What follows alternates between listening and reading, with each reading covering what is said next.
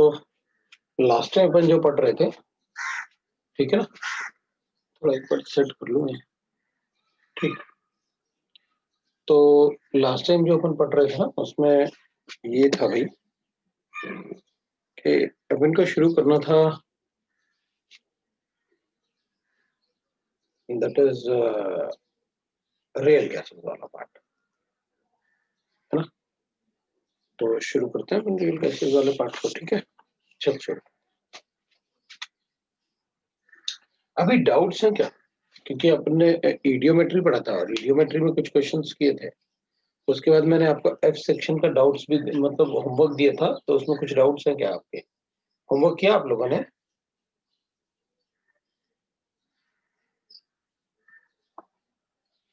Homework किया?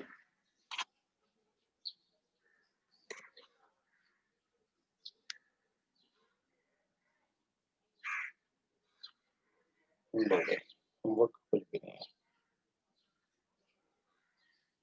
Not completed. लेकिन अब कंप्लीट करना जल्दी, क्योंकि होमवर्क कंप्लीट करना जरूरी है, ठीक है ना। ओनली टिल सी, ठीक है ना। तो आप या एक काम करो, होमवर्क कर लेना और नेक्स्ट क्लास में अपन होमवर्क डिस्कस करेंगे, ठीक है। सब लोग मतलब जितने भी लोग हैं ना, अपन सब मतलब अगर आपको नहीं भी आ रहा है तब भी आप ट्राई तो करो। जिसको नहीं आएगा वो भी ट्राई करेगा। और till F section exercise 1 complete हो जाना चाहिए, वो पहले का होमवर्क था। और नया होमवर्क आपका एक्सरसाइज 3 का पार्ट 2 होगा।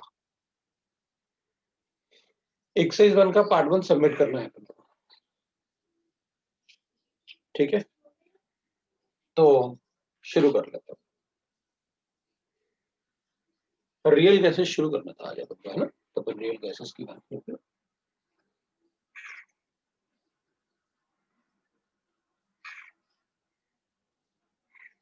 ठीक है। रियल गैसेस शुरू करते हैं, राइट। जो गैसियस स्टेट का ही पार्ट है, रियल गैस शुरू करते हैं। रियल गैसेस में मतलब अब एक आइडियल होता है। आइडियल का मतलब होता है कि भाई जिसका आप आइडियल कंडीशन में मैं कुछ भी कैलकुलेशन कर सकता हूँ, लेकिन आप उसका 100% प्रूफ मत पूछो कि क्या ये 100% वैलिड है। तो अपन कहेंगे ठीक है, उसमें कुछ लिमिटेशंस हो सकते हैं, कुछ राइट ना। मे बी पॉसिबल, हमें कोई जो भी कंडीशन गिवन होगा हम आइडियली उसे अज्यूम करके कैलकुलेशन करते हैं। दैट इज कॉल्ड आइडियल, ठीक है ना। रियल गैसेस में क्या होता है? ऑब्वियस सी बात है, सारे गैसेस रियल ही होते हैं। अगर सारे गैसेस रियल होते हैं तो विल राइट दैट कि भाई ठीक है, रियल गैसेस मतलब विल से दैट कि जो गैसेस एग्जिस्ट करते हैं, ऑक्सीजन, नाइट्रोजन, एयर, ये सब गैसेस जो होते हैं दे आर रियल गैसेस। तो मैं जैसे आपको समझाऊंगा वैसे आपको डिक्टेट करता हूँ, आप लोगों से लिखो, ठीक है ना। तो लिखो आप, राइट। मैं आपको बोलता हूँ, आप उसे लिखना। ऑल गैसेस लाइक, लिखो all gases like oxygen, nitrogen, hydrogen, helium, oxygen comma nitrogen comma hydrogen and helium, all gases like oxygen, nitrogen, helium, कोई भी गैसेस, जितने भी गैसेस हैं आप कोई भी गैसेस लिख सकते हो, hydrogen and helium are real gases, are real gases, but they behave as an ideal gas, but they behave as but they behave as ideal gas at high temperature and low pressure. So all gases will behave as ideal gas at high temperature and low pressure, है ना? At high temperature and low pressure, ठीक है। This behavior of gases, this behavior of real gases, this behavior of real gases is this behavior of real gases is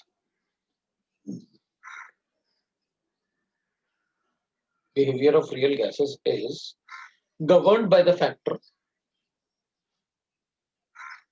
is governed by the factor is governed by the factor called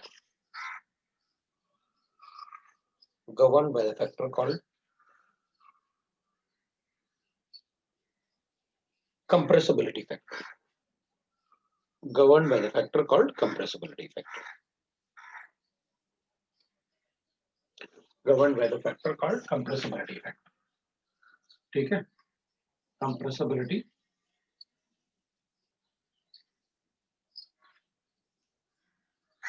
factor. उसको हम Z से denote करेंगे compressibility factor. और this will be equal to PV upon nRT. Z जो होता है that is equal to होता है PV upon nRT. अगर ये वॉल्यूम को मोलर वॉल्यूम लिख लो तो 1 मोल हो जाएगा. That is called molar volume. Molar volume means volume occupied by 1 mole of a gas. ठीक है? So we'll read that if Z is equal to 1. If Z is equal to 1, then PV will be equal to nRT. And the gas will behave as real gas. The gas will behave as ideal gas. क्योंकि PV is equal to nRT तो ideal gas होता है. Will behave as ideal gas. So if we'll say that if Z equal to 1, then PV is equal to nRT. In that case, we'll say that and the gas will behave as a ideal gas. So जो ये gas होगा that will behave as a ideal gas. ठीक है ना? The gas will behave as ideal gas. If Z is not equal to 1,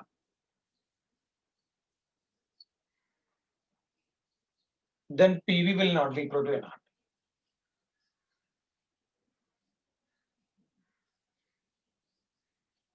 And the gas will behave as a real gas. तब वो gas को अपन real gas बोलेंगे. And the gas will be called as a real gas.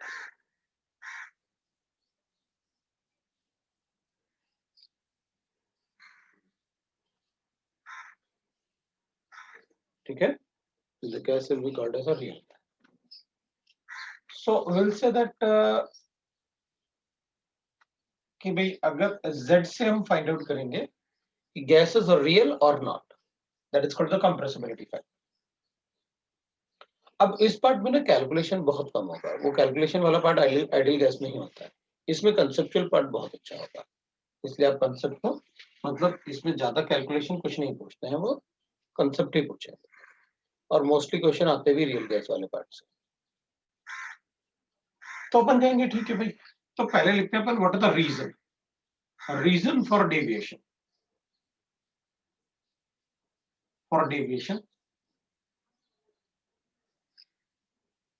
ठीक है ना? Reason for deviation from ideal behaviour.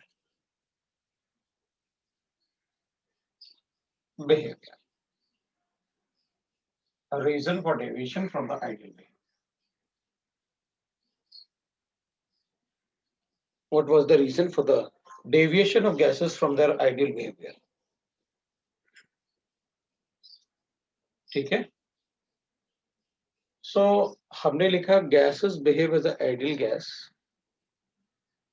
at high temperature and low pressure. पहले लिखा हुआ है मैंने. But as the temperature decreases and the pressure increases, the gases starts showing the behavior from their ideal behavior. So as the temperature decreases and pressure increases, ठीक है ना? And pressure increases, the gases will start showing the deviation from ideal behavior. The gases starts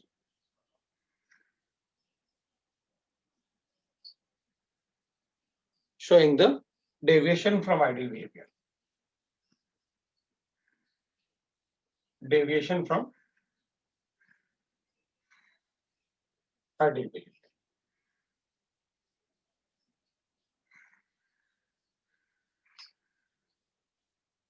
Behavior. Due to.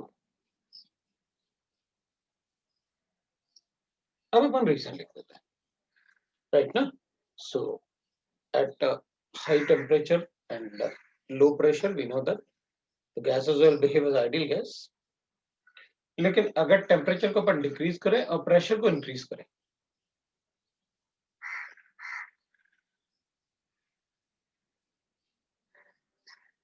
तो they will start showing the deviation from their ideal behavior. एक reason वो explain भी करेंगे अपन, वो reason ही main part होंगे अपने। तो जब टेम्परेचर बहुत ज्यादा होगा तो काइनेटिक एनर्जी बहुत ज्यादा होगी गैसेस की। काइनेटिक एनर्जी ज्यादा होगी तो गैसेस कभी भी पास में आके ऐसे रुक नहीं पाएंगे, because their velocity is very high, they will collide and go apart.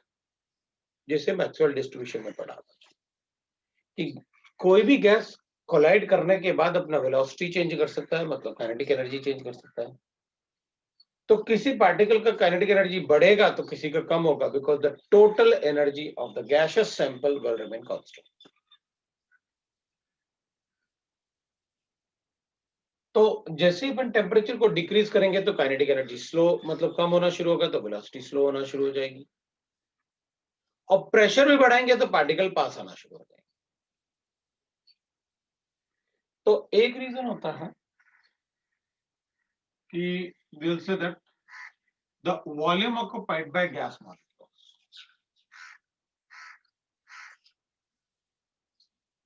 molecules at low temperature and high pressure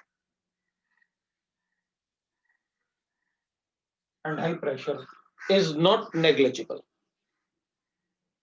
Is not negligible. Is not negligible. वो negligible नहीं होता, मतलब volume occupied by the gas particle हम calculate कर सकते हैं, जबकि हमने काइनेटिक थ्योरी ऑफ गैसेस में लिखा हुआ है the size of the particle is very small as compared to the volume of the vessel, so its size is neglected. दूसरा रीजन होता है there exists the attractive or repulsive forces or repulsive forces among particle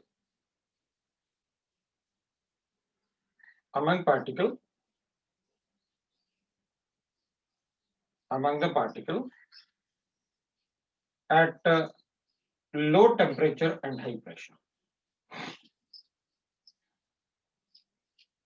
At low temperature and high pressure. तो अपन ने तो kinetic theory of gases में लिखा हुआ था कि there is no force of attraction or repulsion between the gas particles. हाँ, तो हमने लिखा था आइडियल कंडीशन में, बिल्कुल अभी भी बोल रहे हैं, हमने लिखा हुआ है कि there is no force of attraction between the gas particles in ideal conditions when the temperature is high and the pressure is low.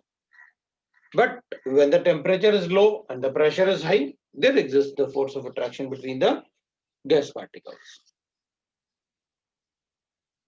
ठीक है भाई. So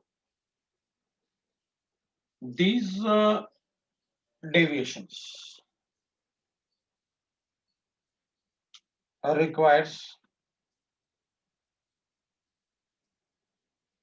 correction in ideal gas equation. Gas equation to get the real gas equation.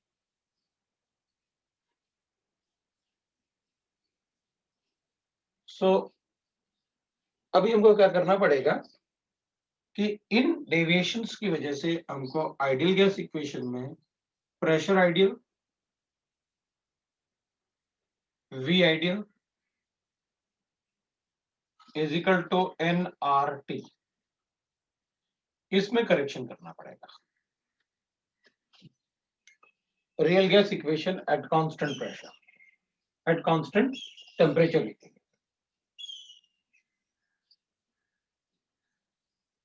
Real gas equation at constant temperature,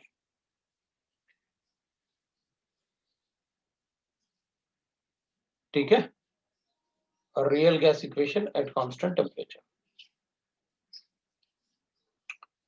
This correction is, or these corrections are calculated by the van der Waal. तो अपन लिखेंगे that is van der Waal correction. So these corrections are explained by van der Waal. So the equation is called van der Waal equation. These corrections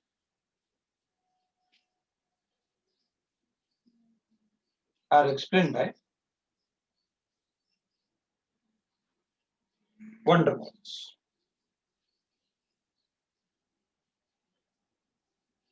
These corrections are explained by van der Waals. So we write the equation as a van der Waal equation. The corrected equation is van der Waal equations. ठीक है ना? So and we get van der Waal equation or real gas equation. Van der Waals equation or real gas equation. तो अपन को van der Waal equation मिलेगा या फिर real gas equation, दोनों में से कुछ भी बोल सकते हैं। So it is van der Waal equation or the real gas equation मिलेगा। तो ठीक है, दोनों का करेक्शन पढ़ते हैं और इसमें सब्स्टिट्यूट करते हैं करेक्टेड वैल्यूज को to get the real gas values. तो पहले अपन वॉल्यूम करेक्शन ही पढ़ लेते, ठीक है ना? तो पहले अपन वॉल्यूम करेक्शन पढ़ते हैं,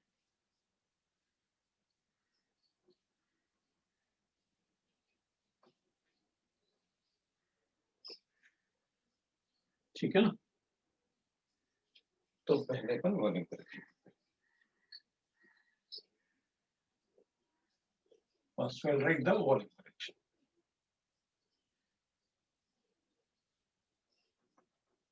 How we corrected the volume, और जो वॉल्यूम करेक्शन आएगा उसको इसमें सब्स्टिट्यूट कर लेंगे, so that we'll get the real gas equation. तो वॉल्यूम करेक्शन के लिए अपन क्या करेंगे, इसका टर्म है, पहले अपन करेक्शन पढ़ते हैं और उसके बाद इस इक्वेशन में उसको सब्स्टिट्यूट करते हैं, ठीक है? सो वॉल्यूम करेक्शन होता है जैसे पहले अपन at low temperature and high pressure gas behavior, the gases behave as real gases. High pressure, all gases will behave as a real gas. All gases will behave as a real gas. So we know that already. We have written that कि भाई at low temperature and high pressure the gases behave as a real gas. अगर हम check करेंगे volume correction के लिए तो एक vessel बना लेते हैं अपन, और उस वेसल में गैस पार्टिकल लेते हैं दूर दूर,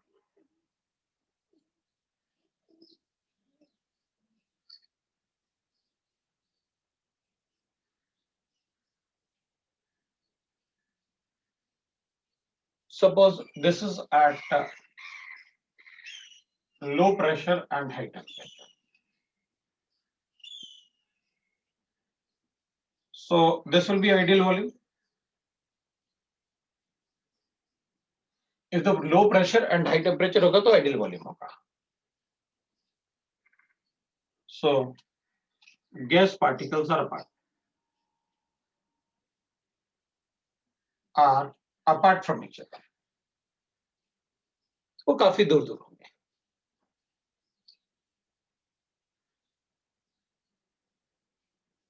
As the temperature decreases and pressure increases,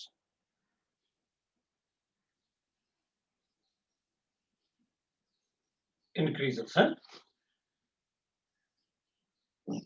The gas particle will come close to each other. Gas particle will come close to each other.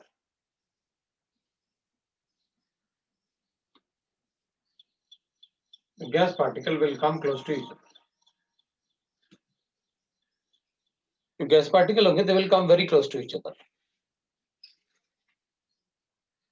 तो फिर उस केस में क्या होगा? At very high pressure, at high pressure and low temperature, in a vessel, अगर इसका temperature अपन बहुत high करते हैं और प्रेशर को लो रखें तो आइडियल गैस था. लेकिन अगर हम प्रेशर को लो कर लें और टेम्परेचर को हाई करें तो गैसेस तो एक तरीके से कंप्रेस होगा. अगर हम टेम्परेचर को लो करेंगे तो काइनेटिक एनर्जी कम हो जाएगी और प्रेशर को हाई करेंगे तो ऑब्वियसली बात है, the particles will come very close to each other.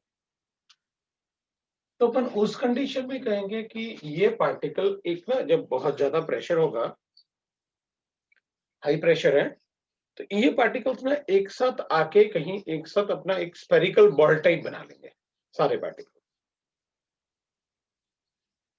लेकिन वो पार्टिकल आपस में टच नहीं कर सकते, क्योंकि अगर आपस में टच करेंगे तो वो सॉलिड होंगे. थोड़ा दूर लिखेंगे तो मे भी पॉसिबल वो लिक्विड होगा. तो थोड़ा और दूर लिखते हैं तो वो गैसियस स्टेट में रहेंगे, उससे ज्यादा पास नहीं आ पाएंगे. हम उतना ही प्रेशर इंक्रीज करेंगे जिससे कि वो गैसियस स्टेट में रहे. तो हमने कंप्रेशन तो किया, प्रेशर को इंक्रीज तो किया, लेकिन इतना नहीं किया कि वो लिक्विड में कन्वर्ट हो जाए, लिक्विफाई हो जाए. बट इतना किया कंप्रेशन कि वो जस्ट बिफोर द लिक्विफिकेशन वहां पर वॉल्यूम है. उससे ज्यादा अगर आप कंप्रेस करोगे तो लिक्विफाई हो जाएगा. तो उस मोमेंट की बात कर रहे हैं हम, वो जब वो जस्ट गैसियस स्टेट में है तो अपन कहेंगे ठीक है. वो क्या करते हैं, एक स्फेरिकल बॉल बना लेते हैं eight high pressure. High pressure and low temperature. ये जो गैसेस होंगे एक स्फेरिकल बॉल, ये मतलब इतना बड़ा पार्टिकल नहीं है, लेकिन वो बॉल के फॉर्म में लिखने के लिए मैंने वो डैश डैश डैश लिख दिया ऐसे. सो इसमें मैं कहूंगा यहां पर ऐसे पार्टिकल्स आ जाएंगे, थोड़ा दूर दूर रहेंगे, because they should be in the gaseous state.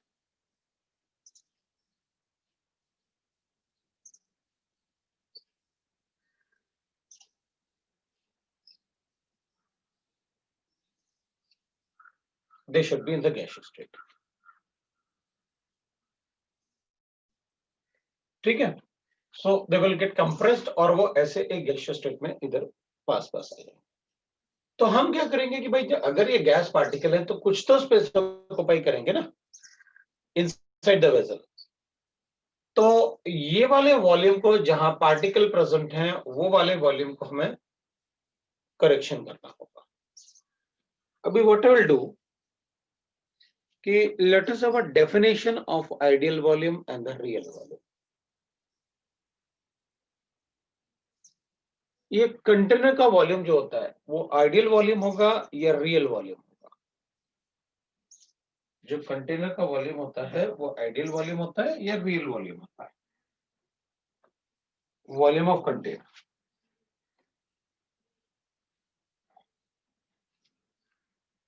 Volume of container ideal volume होगा या रियल वॉल्यूम होगा? तो अपन कहेंगे भाई देखो, अगर आप मुझे कोई कंटेनर दिखाओगे ना तो मैं कहूंगा मेरे लिए तो वो वॉल्यूम हो गया, और मैं उसका कंटेनर का वॉल्यूम आप बता दो इसका शेप कैसे सिलेंड्रिकल है तो मैं volume of the cylinder calculate कर लूंगा. मुझे ये फर्क नहीं पड़ता कि उसके अंदर आपने क्या रखा हुआ है. मेरे लिए रियलिटी तो वही है जो कंटेनर मुझे दिख रहा था।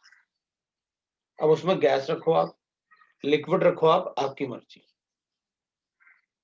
ठीक है। मेरे लिए रियल वॉल्यूम वही होता है, राइट। तो इसका मतलब ये है कि कंटेनर का वॉल्यूम जो होता है वो रियल वॉल्यूम होता है। तो आप आइडियल वॉल्यूम में तो एनआरटी ना, अगर आपने 5 litre, the volume of the vessel is 5 litre, तो मैं इसमें तो 5 लीटर लेके अपना आंसर कैलकुलेट कर देता था। इसका मतलब जो मैं लेता था वो रियल वॉल्यूम है। भाई आज तक जो इक्वेशन में हम सॉल्व करते हैं इक्वेशन, उसमें तो गिवन होता था the volume of the gas is present in 5 litre container, तो हम उसी 5 लीटर को याद रख के अपना कैलकुलेशन कर देते थे। और अभी आप कह रहे हो कि कंटेनर का वॉल्यूम तो रियल वॉल्यूम था।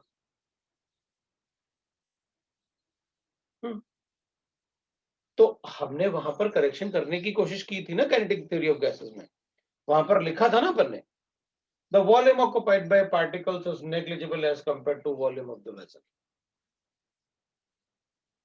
तो इन पार्टिकल का वॉल्यूम नेग्लिजिबल था, तो हमने इनको हटा के सीधा कंटेनर का वॉल्यूम ले लिया। हमने तो कैलकुलेट करने की कोशिश की थी कि ये कैलकुलेट हो जाए इसका साइज, पार्टिकल का साइज, लेकिन वो नेग्लिजिबल निकला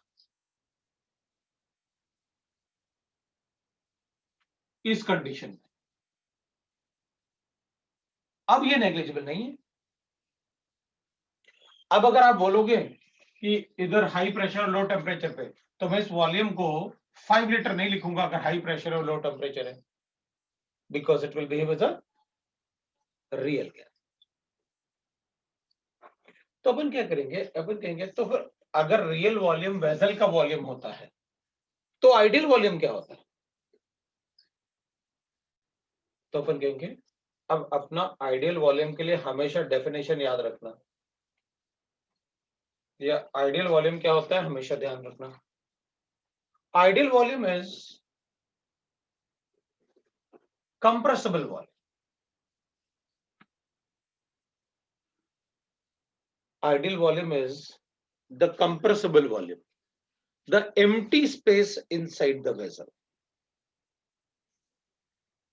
Ideal volume is the compressible volume, the empty space inside the vessel.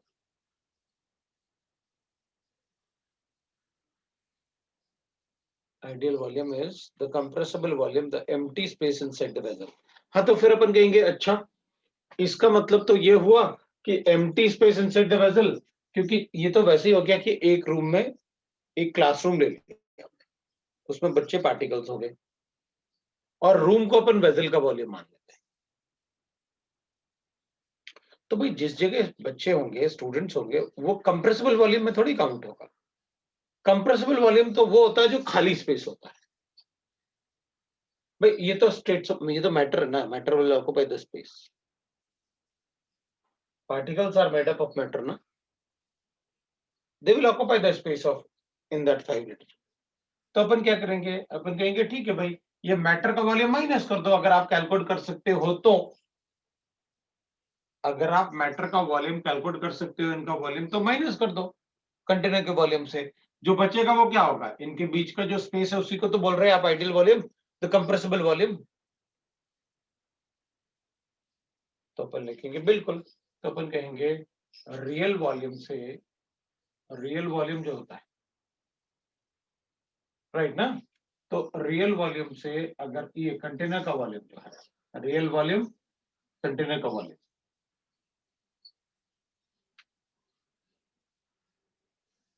ठीक है, और रियल वॉल्यूम जो होता है वो कंटेनर का वॉल्यूम होता है। तो अगर आप रियल वॉल्यूम से, वी रियल से माइनस करोगे इनका वॉल्यूम, तो इनका वॉल्यूम होता है, जैसे सपोज ये volume of 1 mole is B, तो एन बी लिख देता हूं, जितने मोल्स होंगे उतने ले लेंगे। तो रियल वॉल्यूम से जब मैं माइनस करूंगा minus NB, that is the NB is the size of the particle, तो इसको अपन कहेंगे आइडियल वॉल्यूम। मतलब अब मुझे आइडियल वॉल्यूम क्या मिलना चाहिए, real volume, volume of the vessel minus the volume of matter which is present inside the vessel which is occupying the space, so we get the compressible volume, मतलब खाली जगह। Compressible volume वो होगा जो खाली जगह होगा। जैसे मैंने आपसे कहा कि क्लासरूम में सारे स्टूडेंट्स बैठे हुए हैं, स्टूडेंट्स को आप गैस के पार्टिकल मान लो और आप वॉल्यूम अज्यूम कर लो, रियल वॉल्यूम आप अज्यूम कर लो रूम के वॉल्यूम को। तो रूम के वॉल्यूम से, क्लासरूम के वॉल्यूम से पार्टिकल का वॉल्यूम माइनस करेंगे, मतलब स्टूडेंट का वॉल्यूम माइनस करेंगे, तो will get the compressible volume that is called ideal volume. This is ideal volume. अब एक बार अपन ये देखते हैं कि भाई ये V है क्या। V इज अ कांस्टेंट, अपन ने लिखा वन डबल कांस्टेंट, ठीक है ना। ये B वन डबल कांस्टेंट है and that signify the size of the particles. वो साइज ऑफ पार्टिकल पर डिपेंड करेगा, लेकिन अपन एक बार फिर भी B को कैलकुलेट करेंगे, ठीक है। What van der Waals says, assumption, van der Waals assumption, मैं इसको हटा देता हूँ थोड़ा सा ऊपर।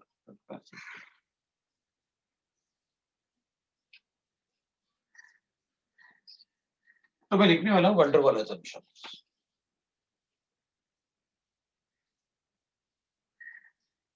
assumption उसने क्या अज्यूम किया कि अगर मैं किसी भी मॉलिक्यूल्स को अगर मैं ऐसे रखता हूँ,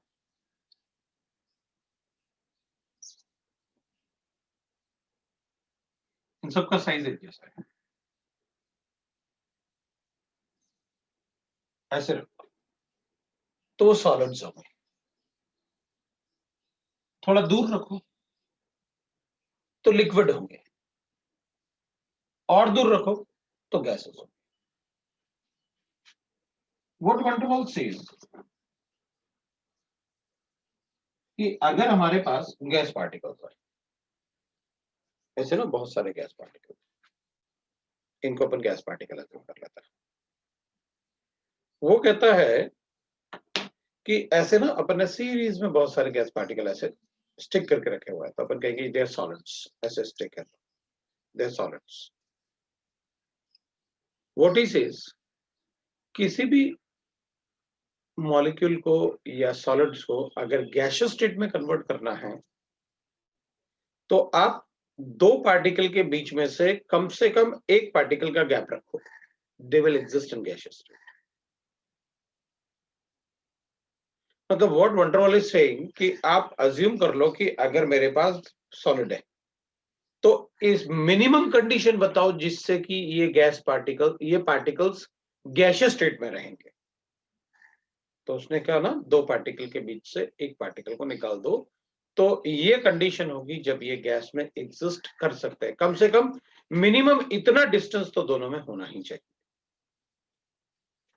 अच्छा, ये असम्पशन था van der Waals में, इसलिए मैंने लिखा कि van der Waals असम्पशन। वो अपन से कह रहा है कि आप दो पार्टिकल के बीच में से एक पार्टिकल को हटा दो, आप दो पार्टिकल के बीच में से एक पार्टिकल को हटा दो। Now these particles are in gaseous state. तो फिर ये जो वाला पार्ट था ना, ये खाली जगह, अब इस खाली जगह को दोनों में इक्वली डिवाइड करना पड़ेगा। एक खाली जगह को दोनों में इक्वली डिवाइड करना पड़ेगा। क्यों? क्योंकि कुछ खाली पार्ट इसके लिए होगा और कुछ खाली पार्ट उसके लिए होगा। भाई इसका मतलब ये है कि मॉलिक्यूल जो है वो ऐसे एग्जिस्ट करता होगा, इसके जो मॉलिक्यूल ऐसे बना हुआ है, इसके आसपास एक खाली जगह होती होगी, उस खाली जगह में कोई दूसरा मॉलिक्यूल नहीं आ सकता। अगर आएगा तो वो लिक्विफाई हो जाएगा, वो लिक्विड में कन्वर्ट हो जाएगा ना। तो अपन क्या करेंगे, अपन कहेंगे ठीक है भाई, अपन कैलकुलेट कर लेते हैं, इस खाली जगह को इक्वली डिस्ट्रीब्यूट करना होगा, और जब गैसेस आपस में कोलाइड करने के लिए भी आएंगे तो भी इससे ज्यादा पास नहीं आ सकते। इससे ज्यादा पास आएंगे तो गैसेस मॉलिक्यूल्स ना, अगर कोलाइड करने में ऐसे नहीं होता गैसेस मॉलिक्यूल आके आपस में टकरा जाते हैं, पॉसिबल ही नहीं है, तो फिर सॉलिड में कन्वर्ट हो जाएगा। का मिनिमम इतना डिस्टेंस, इतना ही अप्रोच कर सकते हैं, इससे ज्यादा अप्रोच नहीं कर सकते वो, otherwise they will liquefy. So will say तो ठीक है भाई, इस पार्ट को अपन डिवाइड कर देते हैं, तो अपन को ये वाला पार्ट तो पता है क्या है, इसके डिस्टेंस से इसका, अगर इसका रेडियस r है तो अपन को पता है कि फिर भाई ये जो डिस्टेंस आपने लिया होगा ये क्या होगा, क्योंकि यहां से लेके यहां तक भी r है और यहां से लेके यहां तक भी r है, radius of the particle. So actual size of the particle तो अपन कैलकुलेट कर सकते हैं, what will be the actual volume of the particle, 4/3 pi r cube, r बता दो, मैं कैलकुलेट करके बता दूं। बट ये खाली जगह कैसे इक्वली डिस्ट्रीब्यूट करेगा? सो व्हाट ही सेज, ये जो वॉल्यूम है ना, इसको उसने कहा एक्सक्लूडेड वॉल्यूम, मतलब इसके वॉल्यूम के अलावा जो वॉल्यूम होता है जो हमें इस पार्टिकल को देना पड़ेगा, इसके अलावा जो वॉल्यूम देना होता है अपन को पार्टिकल को, उसको अपन कहते हैं एक्सक्लूडेड वॉल्यूम। इन दोनों में डिवाइड कर देते हैं ये पार्टिकल, ये जो पार्टिकल इधर भी इसका ये होगा तो ये भी ऐसे ऑक्यूपाई करता होगा, तो ये जो वॉल्यूम है ये आपको डिवाइड करना होगा दोनों। तो कैसे करें, तो अपन कहेंगे उसमें क्या है, तो बड़ा इजी होगा हमारे लिए। मान लो ये एक्चुअल पार्टिकल्स हो गए और ये उनका बीच में एक्सक्लूडेड वॉल्यूम है, तो चलो इस वॉल्यूम को ही डिवाइड करना है ना दोनों में, कर देता हूं। ये डिस्टेंस ऑफ मिनिमम अप्रोच है ना दोनों के आने का, इससे ज्यादा पास नहीं आ सकते वो, तो ठीक है, इसके सेंटर से और इसके सेंटर से एक सर्किल ऐसे ड्रॉ करते हैं,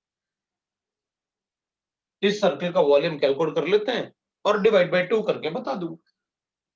इसका रेडियस r है और ये भी डिस्टेंस r है, तो बड़े वाले सर्किल का रेडियस मिल गया मुझे 2r। तो अपन लिखेंगे by his assumptions for bimolecular collisions,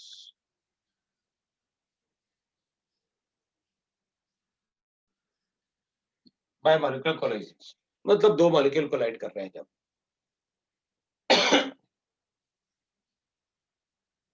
ठीक है ना। सो बायोमोलिकुलर कोलाइजन में क्या आएगा, will say that the excluded volume for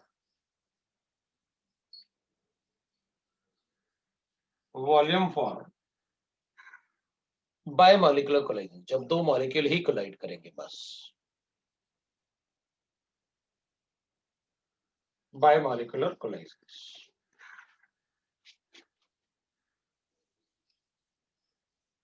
The excluded volume for bimolecular collisions will be 4/3 pi r cube. Actually, r is the radius. So we can write that bimolecular collisions matlab for two molecules हैं, bimolecular collisions for two molecules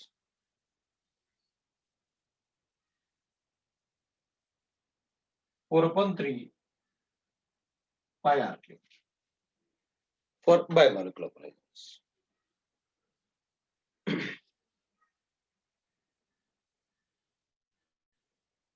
ठीक है, तो फिर अपन कहेंगे it is equal to this, तो अपन इसको ऐसे भी लिख सकते हैं, the excluded volume for two molecules will be equal to 4/3। मैंने ना ये वाला पार्ट जो लिया है ना, ये वाले पार्ट को ना r ले रखा है, this part is r and that is equal to 2r, 2r करके।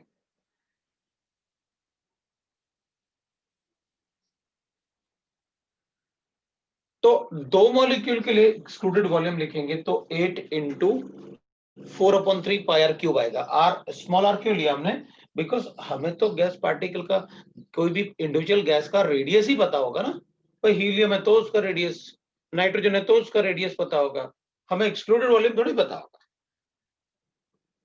तो अपन लिख सकते हैं excluded volume for two molecules, अपने पास कितना आ गया, 8 इंटू 4/3 पाई आर। तो वन मॉलिक्यूल के लिए कितना होगा, इसका आधा, therefore excluded volume for one molecule. Volume for one molecule is equal to 4 into 4/3 pi r cube. ये आ गया आपके पास। मतलब किसी भी गैस पार्टिकल का जो एक्चुअल वॉल्यूम होगा वो तो 4/3 पाई आर क्यूब होगा, दिस इज एक्चुअल वॉल्यूम। और जो खाली स्पेस वो ऑक्यूपाई करेगा अपने सराउंडिंग में, वो उसका 4 टाइम्स होगा। मतलब जो खाली जगह हर एक पार्टिकल के आसपास होनी चाहिए वो कितनी होनी चाहिए? उसके अपने रेडियस से, उसके अपने वॉल्यूम से 4 टाइम वॉल्यूम उसको खाली स्पेस में रखना होगा अपने surrounding, so that it will remain in gaseous state, so that it will remain in the gaseous state. ठीक है ना? तो ये तो था एक्चुअल वॉल्यूम।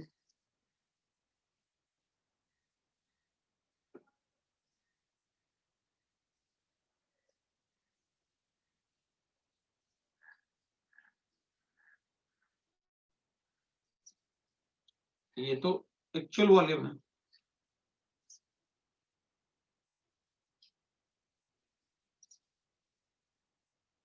ये जो खाली स्पेस था ये एक्सक्लूडेड वॉल्यूम।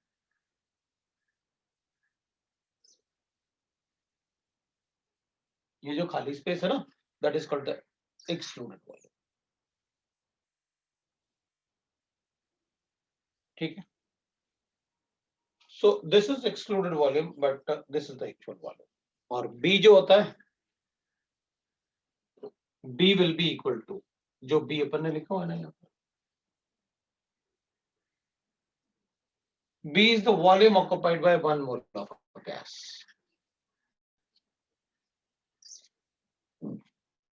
तो एक पार्टिकल कितना वॉल्यूम ऑक्युपाई करता है? 4 into 4/3 पाई आर। तो 1 मोल कितना ऑक्युपाई करेंगे? मल्टीप्लाई कर दो एवोगाड्रो नंबर से। B is the volume occupied by 1 mole of a gas। और B का यूनिट जो भी होगा उसमें पर मोल ही लिखा होगा हमेशा, because that is the volume occupied by 1 mole of a gas. ठीक है ना? इक्वेशन बनाओ where B is the volume occupied by 1 mole of a gas, 1 mole of gas, that is the volume occupied by 1 mole of gas is B। तो अपन को volume correction अच्छे से पता चल गया कि भाई जो वॉल्यूम ऑफ द कंटेनर होता है वो तो रियल गैस का वॉल्यूम, रियल वॉल्यूम होता है। फिर वॉल्यूम, अब इसका वॉल्यूम कितना है तो जो दिख रहा है वो उसका वॉल्यूम, वो रियल है।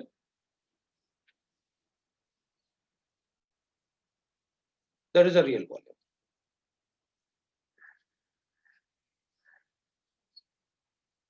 तो एक्सक्लूडेड वॉल्यूम क्या होगा? तो अपन कहेंगे भाई एक्सक्लूडेड वॉल्यूम तो आपने बताया मुझे क्या होता है, इसके 4 टाइम जब ऑक्युपाई करेगा तो ये गैसियस स्टेट में रहेगा। ठीक है, तो फिर आइडियल वॉल्यूम, हाँ तो आइडियल वॉल्यूम तो अपन उसको कहते हैं ना, आप कंटेनर का वॉल्यूम ले लो और गैस पार्टिकल, मतलब ये जो गैस पार्टिकल आपने बताया ये कम से कम इतना दूर होना चाहिए कि इनके बीच में जो गैप होगा वो एक पार्टिकल का गैप हो, तभी मैं कहूंगा they will remain in the gaseous state. अगर वो आपस में स्टिक करेंगे तो they will convert into the solid ना। तो ये जो खाली स्पेस दिख रहा था ना, ये जो आपने स्फीयर टाइप बना दिया, तो इसमें जो खाली जगह दिख रहा था that is the excluded volume of particles. Real volume container का वॉल्यूम, आइडियल वॉल्यूम कंटेनर के वॉल्यूम से गैस के पार्टिकल्स का वॉल्यूम माइनस करो, दे आर फिजिकल क्वांटिटीज, तो मुझे मिलेगा खाली जगह। दैट खाली जगह is what? Compressible volume. So हमें एक बात हमेशा पता रहेगा कि आइडियल वॉल्यूम खाली कंटेनर का वॉल्यूम को कहते हैं। तो फिर उसमें गैस कहां से आया? तो आइडियल कंडीशंस में the particle size is negligible as compare to the volume of the vessel. This is volume correction. Let us write the pressure correction. अब अपन बात करते हैं pressure correction.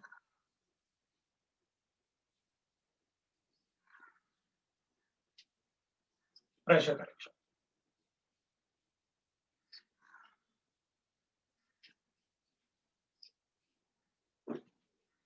So we'll write that pressure correction में the ideal case अपने पास है,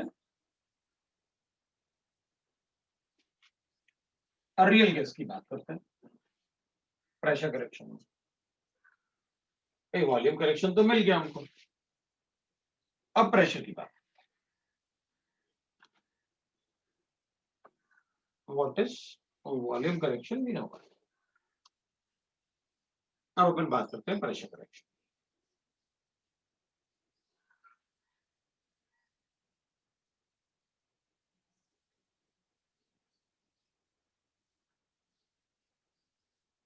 pressure correction में क्या होगा,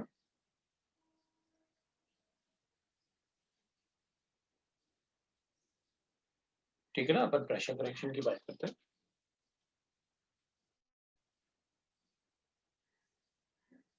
ये आइडियल कंडीशन.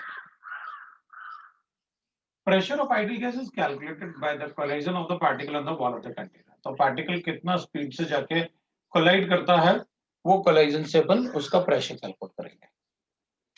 पार्टिकल कितना स्पीड से जाके कोलाइड करता है वो उस पर डिपेंड करेगा उसका pressure. So the pressure is calculated by right now collision of particles on the wall of the container, by collision of particles on wall of container.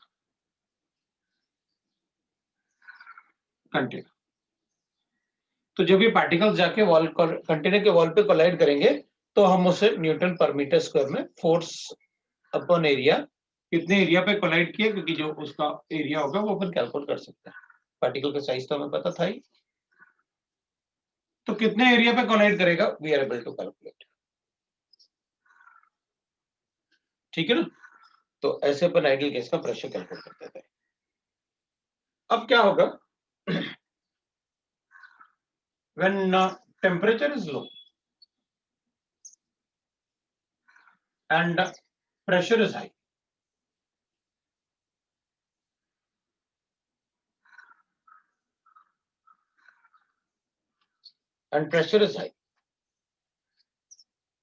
then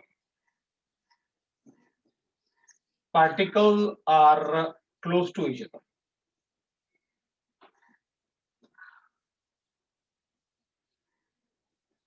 So there exists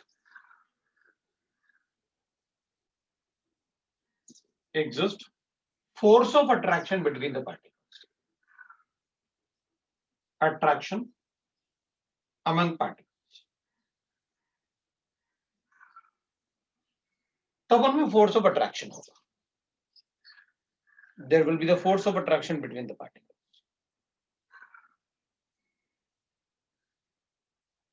अब अगर particle के बीच में force of attraction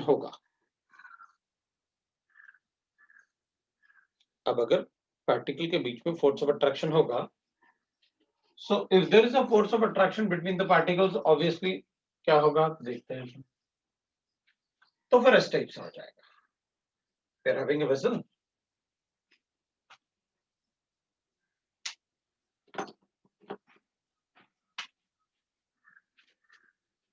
तो अपन कहेंगे in that condition, suppose ये vessel था अपना, तो देखते हैं व्हाट विल हैपन. जब कोई पार्टिकल कोलाइड करेगा ना वॉल ऑफ द कंटेनर पे, ये यहाँ कोलाइड कर रहे हैं वॉल ऑफ द कंटेनर पे, जिसकी वजह से हमको प्रेशर मिलेगा.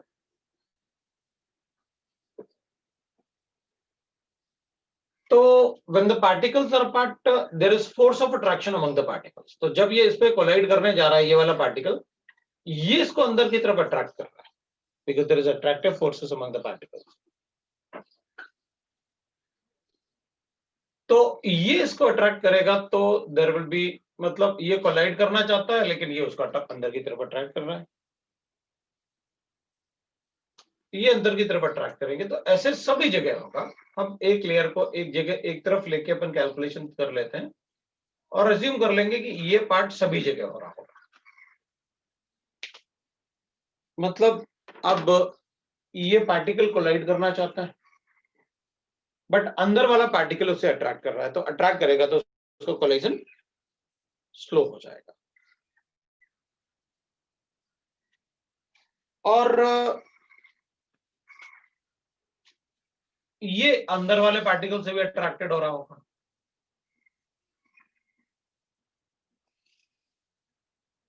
ये अंदर वाले पार्टिकल से भी अट्रैक्टेड हो रहा होगा। जो गैस पार्टिकल सेंटर में होंगे या इसके फोर्थ लेयर में होंगे वो इक्वली अट्रैक्टेड हो रहे होंगे सभी साइड, क्योंकि ये तो सिर्फ अंदर की तरफ अट्रैक्ट हो सकता है बस। ये इधर भी हो सकता है, इधर भी हो सकता है, इधर भी हो सकता है, इधर भी हो सकता है, लाइक दैट।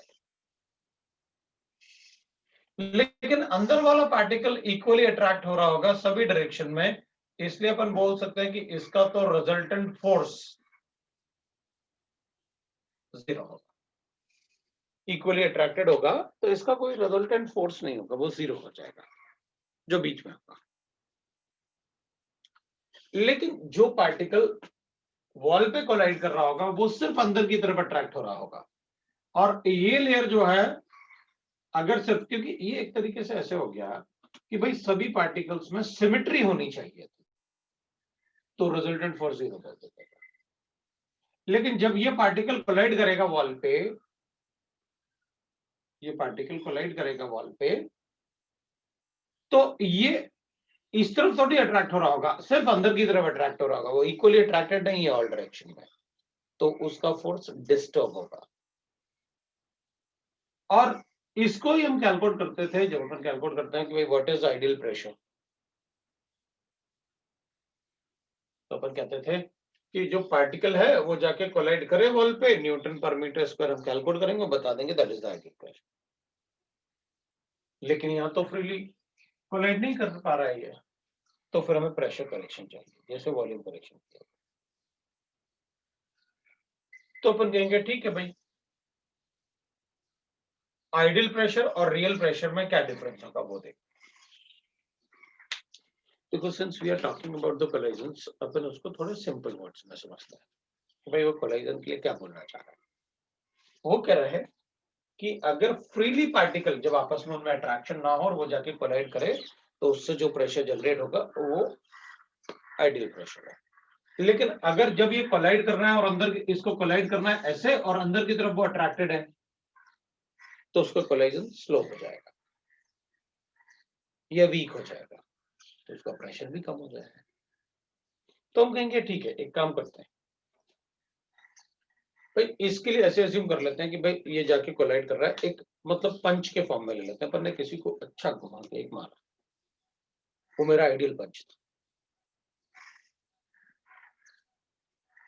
ठीक। अब अगर मान लो मैं किसी को पंच मारने जा रहा हूं और किसी ने मेरे हाथ को रोक लिया ऐसे, तो उसको ना धीरे लगेगी, फिर वो मेरा आइडियल पंच नहीं होगा। भाई पंच तो रियल ही होना चाहिए, भाई मेरा आइडियल पंच इज रियल पंच बोल सकते हैं अपन जब ये कंडीशन था। लेकिन जब ये कंडीशन होगा तो वो रियलिटी में हुआ क्या, उसे नहीं लगी क्योंकि किसी ने मेरे हाथ को रोक दिया। तो अपन क्या करेंगे, ठीक है ना, जितना उसे लगा वही रियलिटी थी ना, तो रियल पंच में जितना मतलब किसी ने यहां फोर्स से रोका उस फोर्स को ऐड कर देते हैं तो आइडियल पंच बन जाएगा। अगर मैंने किसी को फ्रीली ऐसे मारा बिल्कुल, तो वो मेरा आइडियल पंच था। लेकिन अगर जब मैं मारने जा रहा था और किसी ने रोक दिया तो वो तो यही बोलेगा ना कि उसे नहीं लगी। तो रियल में उसको नहीं लगा तो कितना जोर से लगा वो देख लेते हैं, और जितने फोर्स से मेरे हाथ को रोका गया दोनों के फोर्स को अगर ऐड कर दिया जाए तो वो मेरा वापस रियल पंच के बराबर है। तो अपन कहेंगे ठीक है भाई, आपका आइडियल पंच जो है, जो रियलिटी में उसे लगा था, प्लस जिस फोर्स ने उसे रोका था, उन दोनों को ऐड कर देते, उन दोनों को ऐड कर लेता है।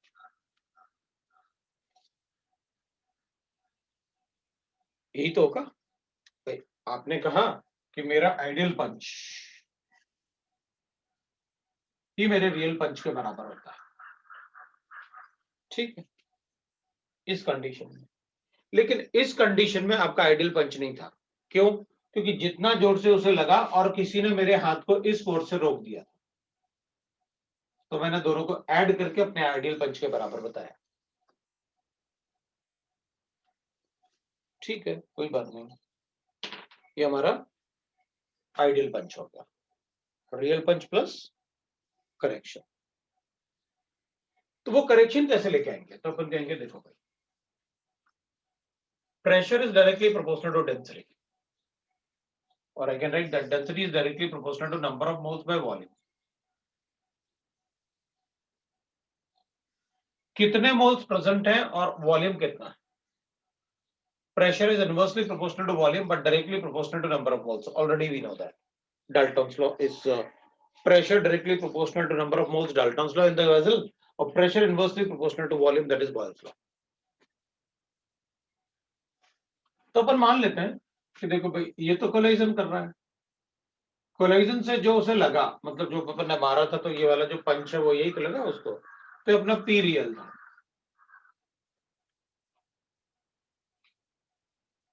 और इतना प्रेशर करेक्शन से उसने अपन को रोक दिया। ये प्रेशर करेक्शन कैलकुलेट कर रहे हैं अपन। तो अपन क्या करेंगे, इट वॉज वंडरफुल अजम्पशन कि कम से कम दो लेयर को तो काउंट करना पड़ेगा आपको, जो इस लेयर के आइडियल कोलाइजन में डिस्टर्बेंस कर रहा होगा हमको। Again I am talking about van der Waals assumption, कि वंडरवॉल ने क्या अज्यूम किया। उससे कहा कि आपने कम से कम दो लेयर को कंसिडर करो जो इस लेयर के कोलाइजन को अफेक्ट कर रहा होगा। तो अपन कहेंगे ठीक है, एक लेयर हो गया n बाई वी, दूसरा लेयर हो गया n बाई वी। भाई n is number of moles, जितने पार्टिकल यहाँ हैं उतने ही पार्टिकल अपन यहाँ अज्यूम करते हैं, और प्रेशर जो होता है वो वॉल्यूम से इनवर्सली प्रोपोर्शनल होता है, बिकॉज जितनी ज्यादा डेंसिटी ऑफ द गैस होगी उतना ज्यादा प्रेशर भी होगा। तो अपन प्रेशर करेक्शन देख लेते हैं। प्रेशर करेक्शन,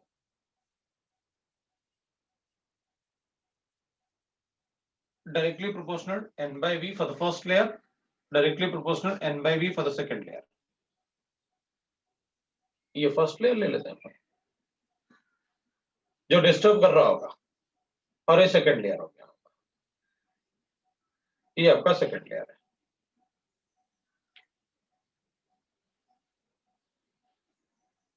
तो n by v we can write the second layer, so we get the pressure correction as n square by v square। So pressure correction is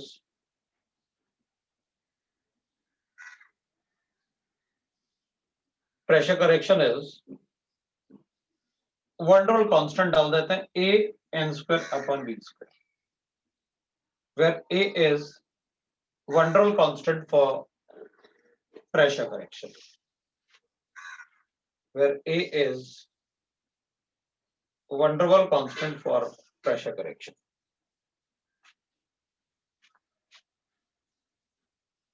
where a is van der Waals constant for pressure correction। So मेरे पास आया P ideal will be equal to P real,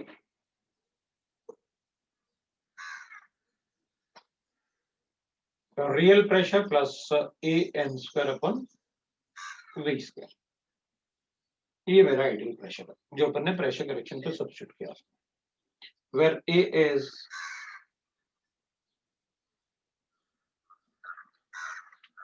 है ना van der Waals constant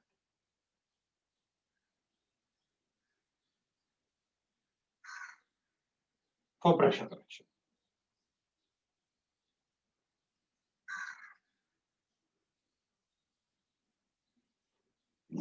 van der Waals constant for pressure correction. So we get ideal pressure in terms of real pressure. We get ideal volume in terms of real volume.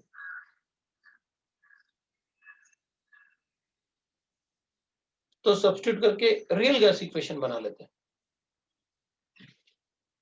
So I will write that on substituting the corrections in ideal gas equation, we get real gas equation.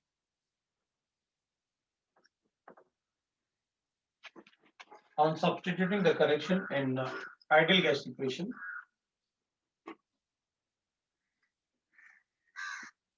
on substituting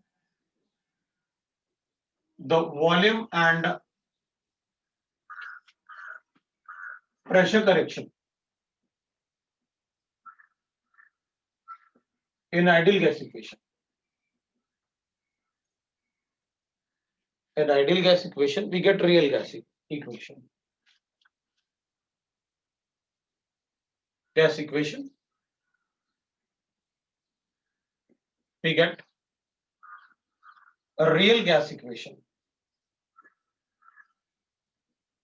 That real gas equation is also called van der Waals equation or van der Waals equation. Equation of state or real gas equation of state, one and the same thing.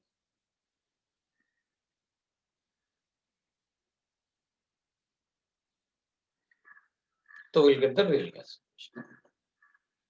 So we have अपने लिखा था भाई P ideal, V ideal,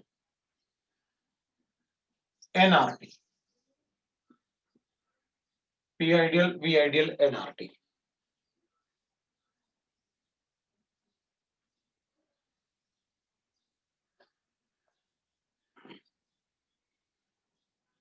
ठीक है ना?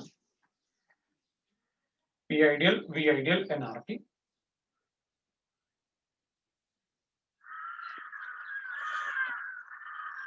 तो we can write that P ideal क्या था? P real plus a n square upon V. V ideal is equal to V real minus NB is equal to nRT. This is your real gas equation. This is what we get the real gas equation. तो इसकी जगह अपन को ये real gas equation में लगा. This is your real gas equation. ये आपका real gas equation. A real gas equation of state or van der Waals equation of state or whatever we want to say, we can say that. ये अपना real gas equation.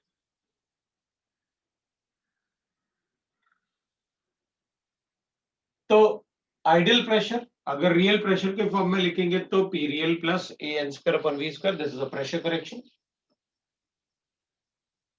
This is a volume correction, and this is a real gas equation, or so this is a real gas equation of state. Equation of state at constant temperature. Calculation हमने किए हैं वो constant temperature पे. RHS में तो आपने temperature में कोई चेंज नहीं किया ना. सो रियल गैसेस में there is force of attraction और repulsion among the particles. Ideal gas में there is no force of attraction और repulsion among the particles. Ideal volume is compressible volume and the real volume is the volume of the vessel minus volume of the particles. Then we get the compressible volume.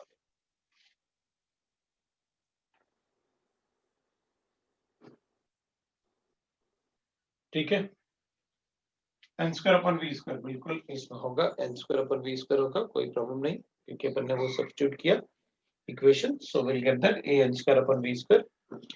ये real gas equation है जो correction substitute किया अपन ने. ठीक है. अब we got the equation, इसमें values हमें गिवन होंगे तो कोई एक अननोन फैक्टर होगा तो we are able to calculate n is number of moles, we know that r is a gas constant, फिर v और p तो real volume, is and b are one total constant, n is number of moles, p v r और t हमको पता है what they are in the gaseous state. एक बार अपन लिखते हैं क्या, जैसे अपन ने a और b को लिखा हुआ ना, let us write their significance as well as their units. तो पहले अपन यूनिट्स की बात करते हैं. So एक point, units of a and b, the one total constant. तो अपन लिखेंगे भाई देखो, we know that volume correction is equal to ये वाला पार्ट था एन बी, तो B will be equal to V by N. Volume correction लिखो या वॉल्यूम लिखो एक ही बात. तो इसका मतलब है unit of B will B litre पर मोल. भाई इसको लिख लेते हैं पर लीटर, और नंबर ऑफ मोल्स हैं तो पर मोल लिख लेते हैं, लीटर बाय मोल. ये यूनिट ऑफ B हो गया. यूनिट ऑफ A की बात करेंगे तो will write that pressure correction is equal to AN square upon V square होता है. तो A को लिख लेते हैं P into V square upon N square लिख लेते हैं. तो P तो प्रेशर हो गया, that is atmosphere, litre square और पर मोल स्क्वायर लिखेंगे. ये लो भाई, ये यूनिट ऑफ ए है आपका. बट एग्जाम में पूछते हैं what is the unit of A, what is the unit of B. Even sometimes it may be given that कि हमको वॉल्यूम करेक्शन का वैल्यू गिवन है इसका, बताओ बी का वैल्यू क्या होगा फॉर 2 मोल ऑफ गैस. मैं तो डिवाइड कर दूंगा, बी का वैल्यू कैलकुलेट कर लूंगा. मतलब वॉल्यूम करेक्शन गिवन होता है क्वेश्चन, और बी का वैल्यू गिवन होगा तो अपन कहेंगे ठीक है नंबर ऑफ मोल्स कैलकुलेट कर लेते हैं. That is the unit of A and B, the one total constants. Next we can write is significance of A and B. What is their significance?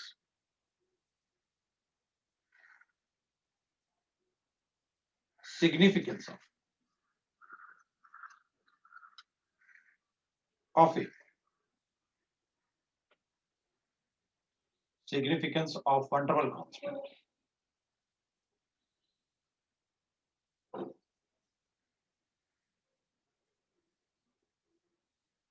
The significance of one total constant.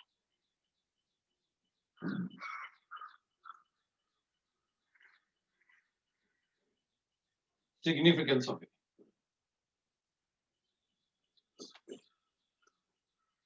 पहले अपन एक ही बात. What is its significance?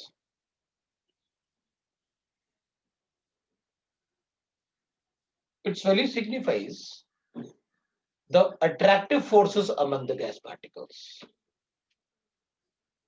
Its value signifies the attractive forces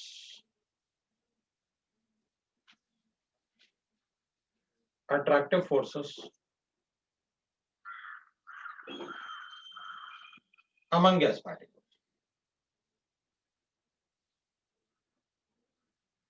Among the gas molecules.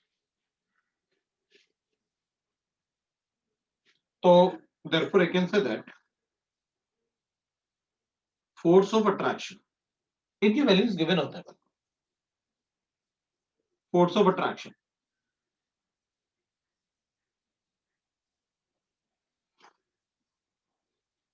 among gas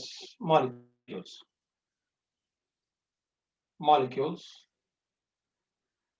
is directly proportional to value of A.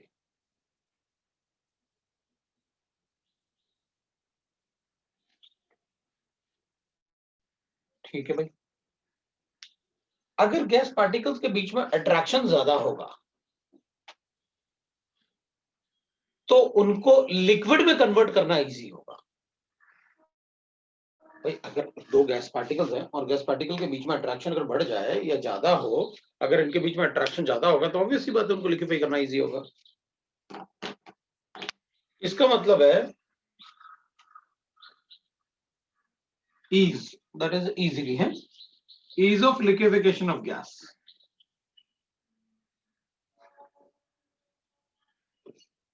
ease of liquefaction of gas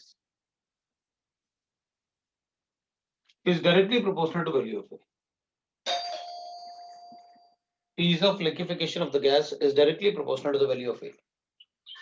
अगर value of A ज्यादा है तो gas को liquefy करना आसान होगा। Ease of liquefaction of gas. तो जैसे एक एग्जांपल लिखा मैंने, एग्जांपल वैल्यू ऑफ A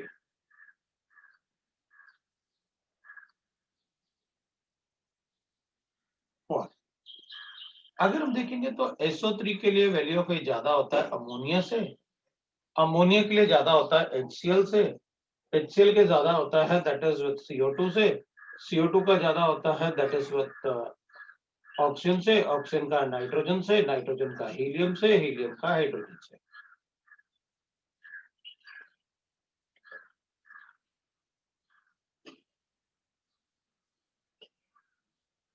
इसका मतलब ये हुआ इसको लिक्विफाई करना ज्यादा इजी है इससे, इसको लिक्विफाई करना ज्यादा इजी है इससे,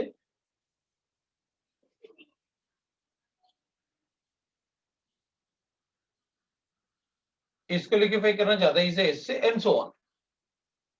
हाइड्रोजन को लिक्विफाई करना मोस्ट डिफिकल्ट होगा। तो अगर मान लो मुझे ऐसे गिवन होता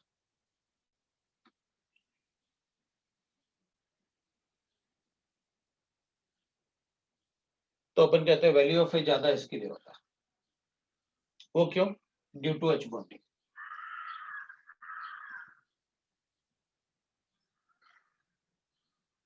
ड्यू टू H बॉन्डिंग। तो हाइड्रोजन बॉन्डिंग अगर स्ट्रॉन्गर होगा तो उनके बीच में फोर्स ऑफ अट्रैक्शन ज्यादा होगा ना।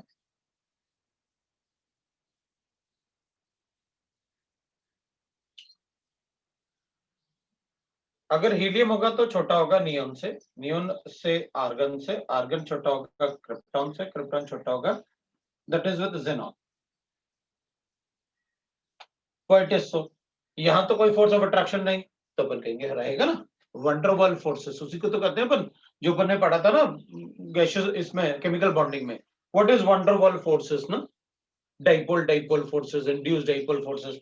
इनमें डाइपोल डाइपोल फोर्सेस, इसमें तो हाइड्रोजन बॉन्डिंग है, इसमें डाइपोल डाइपोल फोर्सेस है, इसमें वंडरवॉल फोर्सेस वीक है, London dispersion forces, they are the weakest forces.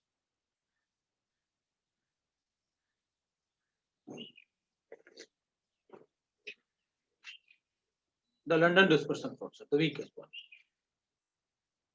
तो अगर कोई ऑर्गेनिक मॉलिक्यूल है मेरे पास ऐसे तो दैट इज कॉल्ड एसीटोन। तो एसीटोन का ज्यादा होगा क्योंकि इसमें डाइपोल डाइपोल फोर्सेस है एज कंपेयर टू किसी भी हाइड्रोकार्बन से। तो molecular mass is nearly same for both, लेकिन इसमें लंदन डिस्पर्सन फोर्सेस होंगे because it is non polar, इसमें थोड़ा पोलैरिटी होगा क्योंकि इसमें इलेक्ट्रोनेगेटिविटी डिफरेंस दिख रहा है अपन को।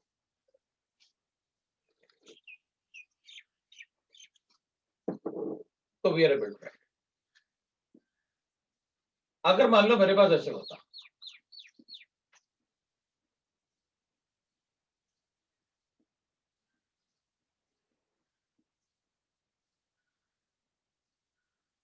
तो मैं कहता हूं कि अगर इसमें कुछ थोड़ा सरफेस एरिया बढ़ा दो, क्योंकि यहां पर आपने यही बताया कि अगर सरफेस एरिया बड़ा होगा तो वंडरवॉल फोर्सेस ज्यादा होते हैं। ये सरफेस एरिया बड़ा है ना इसका, इससे इसका इससे, तो अगर वंडरवॉल फोर्सेस ज्यादा होंगे मतलब फोर्स ऑफ अट्रैक्टिव फोर्सेस उनमें ज्यादा है, तो इसमें सरफेस एरिया थोड़ा बड़ा है इससे, ड्यू टू सरफेस एरिया। इसमें भी अपन ने इसलिए कहा था due to surface area.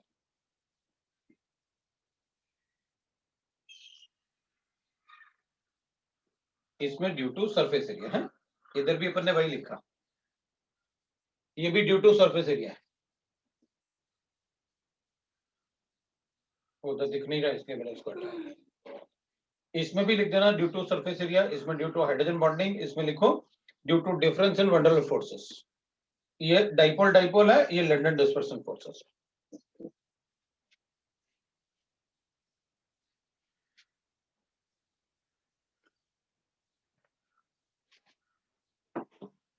But मैंने ऐसा बिल्कुल नहीं कहा कि भाई ऐसा नहीं है।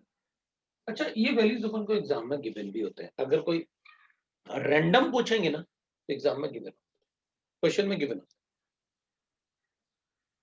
तो सभी की वैल्यूज थोड़ी याद रख सकता हूँ,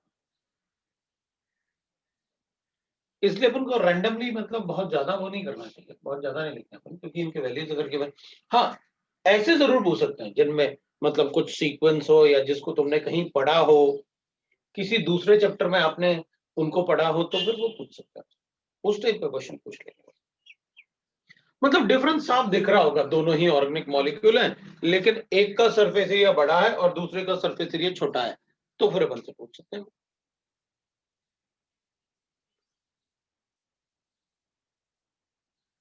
उस टाइप से पूछ सकते हैं।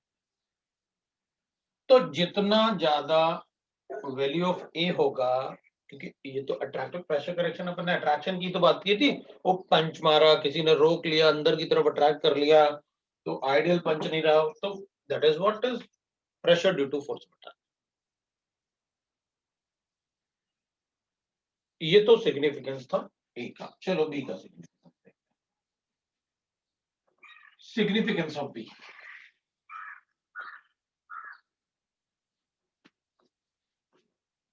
सिग्निफिकेंस ऑफ बी की बात करते हैं, चलो बी में क्या है।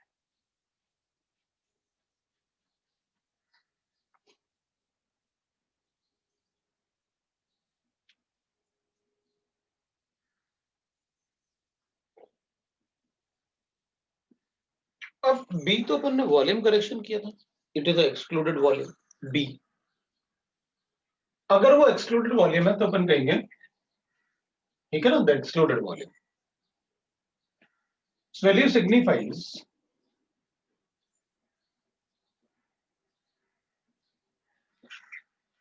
the volume of gas molecules, ये इसका सिग्निफिकेंस होता है, मतलब size of the gas molecule, the volume of gas molecule is directly proportional to value of A, value of B, B का जितना ज्यादा वैल्यू होगा उतना बड़ा साइज होगा, ये हमको साइज ऑलरेडी पता है, किसका साइज बड़ा है तो फिर बी का साइज भी, उसका बी का वैल्यू भी उसके लिए ज्यादा होगा अगर पार्टिकल का साइज बड़ा होगा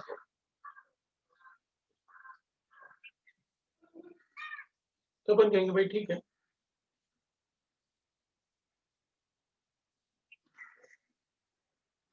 size of particle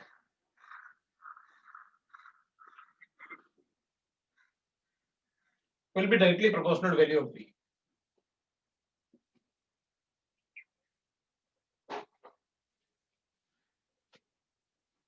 directly proportional to surface area।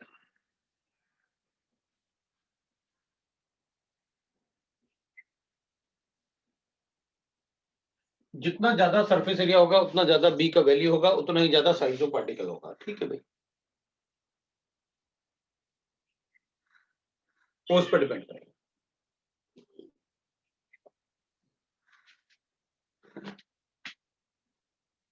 Example लिख लेते हैं, हीलियम के लिए बी का वैल्यू कम होगा नियॉन से, नियॉन के लिए कम होगा आर्गन से, क्रिप्टॉन से और रेजोनॉन से। दूसरा एग्जांपल लिखेंगे तो कहेंगे भाई देखो, जो NH3 है उसका साइज बड़ा होगा CO2, बट अपन कहेंगे ऐसा मुश्किल है बताना मेरे लिए, why it is so, because ये टेट्राहेड्रल होता है और ये CO2 होता है। अब कैसे बताऊं, लीनियर बड़ा होगा या वो बड़ा होगा,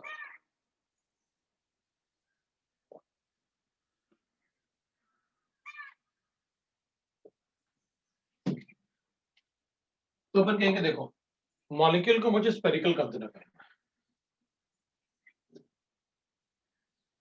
इसको भी मुझे स्पेरिकल कंसिडर करना होगा,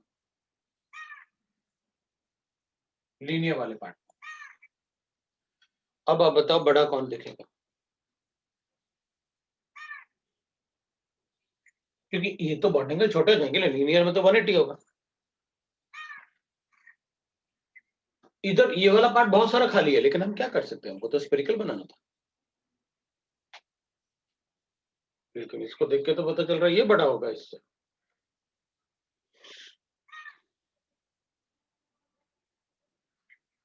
बिल्कुल, CO2 is larger than NH2।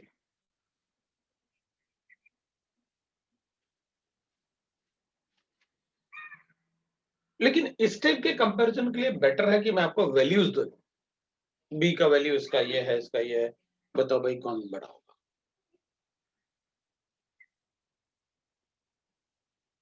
Like that we can write. लेकिन इसमें मैं ऐसे कंपेयर करके नहीं बता सकता, इसमें आप वैल्यूज दे दो मेरे लिए काफी अच्छा होगा। That is the significance of B.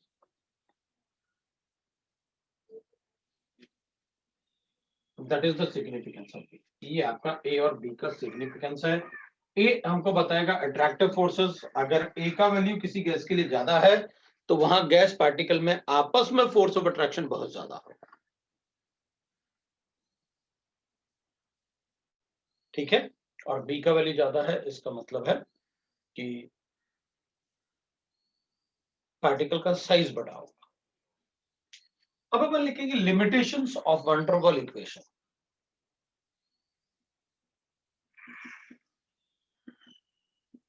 Of van der वाल इक्वेशन और real gas equation.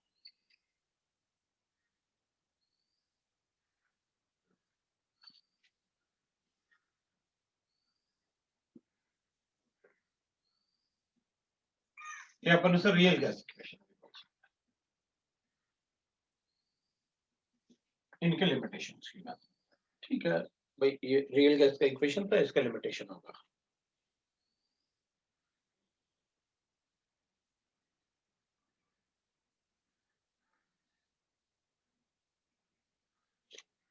It will not applicable at, it is not applicable at low pressure and high temperature.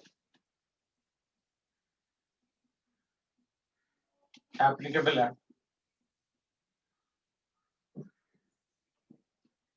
low temperature and high pressure, वो तो अपन को पहले से पता, because इस condition में तो gas will behave as a ideal gas, तो उसमें एप्लीकेबल कैसे होगा।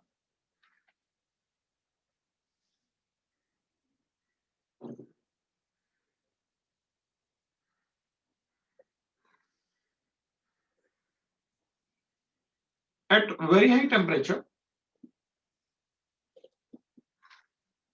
and low pressure,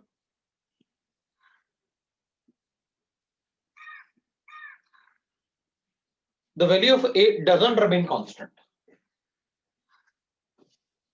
Of A and B do not remain constant.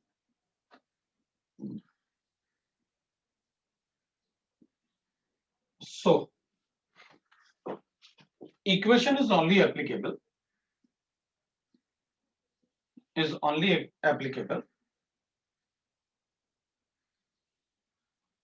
for a certain range of temperature and pressure. Certain range of temperature and pressure. So it is only applicable for the certain range of temperature and pressure.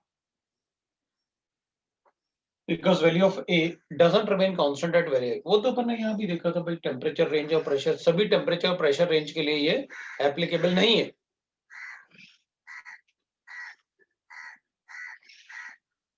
Value of A and B,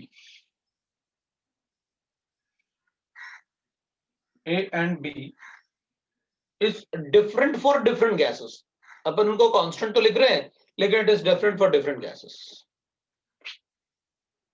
Is different for obviously by this बात है भाई, size सभी gases का अलग होगा, attractive forces सभी gases के बीच में अलग होंगे, so is different for different gases.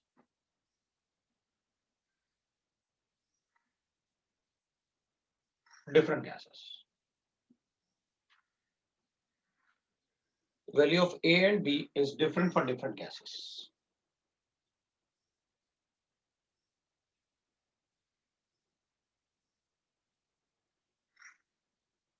Right? It will be different for different gases.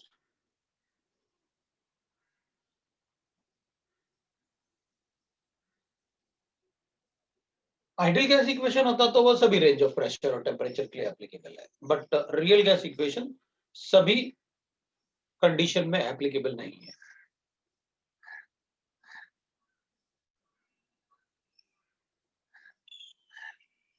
Van der Waals equation, it explains only about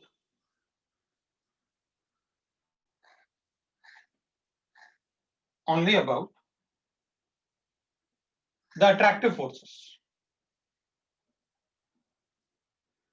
भाई आपने वन डर कांस्टेंट ए लिया, A is a pressure constant for attractive forces. What about the repulsive forces? भाई आपने कहा A का value अगर ज्यादा है तो फोर्स ऑफ अट्रैक्शन ज्यादा है गैसेस में. What about those gases जिनमें repulsive forces ज्यादा डोमिनेट करते हैं, ज्यादा बड़े होते हैं, तो फिर A का वैल्यू नेगेटिव होता होगा उनके लिए. हाँ, लेकिन अपन ने उसकी बात ही नहीं की, हम तो सिर्फ फोर्स ऑफ अट्रैक्शन की बात की अपन ने. प्रेशर करेक्शन में भी हमने फोर्स ऑफ अट्रैक्शन की बात. So it explains only about attractive forces and no explanation for repulsive forces. For repulsive forces उसके बारे में कोई explanation नहीं है. There is no explanation about the repulsive forces. ये limitations. Now we'll read that. The explanation of real gas equation at different conditions. तो अपन एक बार, क्योंकि ये लिमिटेशंस थे तो फिर हमें पढ़ना भी चाहिए भाई, किस कंडीशन में मुझे क्या बताना पड़ेगा, ये तो मुझे पढ़ना चाहिए ना. क्योंकि अगर उसके लिमिटेशंस हैं इसका मतलब है कि उसमें काफी कुछ एक्सप्लेनेशन के लिए होगा. अगर उसकी लिमिटेशंस है तो let us check the limitations, है ना. अपन लिमिटेशंस की बात करते हैं तो अपन एक्सप्लेनेशन की बात करेंगे. The explanation for real gas equation. तो रियल गैस इक्वेशन के एक्सप्लेनेशन की बात करते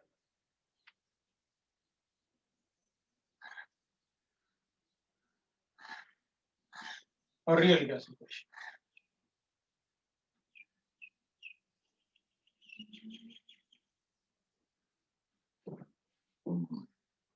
ये तो अपन को पता है रियल गैस इक्वेशन क्या होता है. Explanation for real gas equation. For 1 mole of a gas,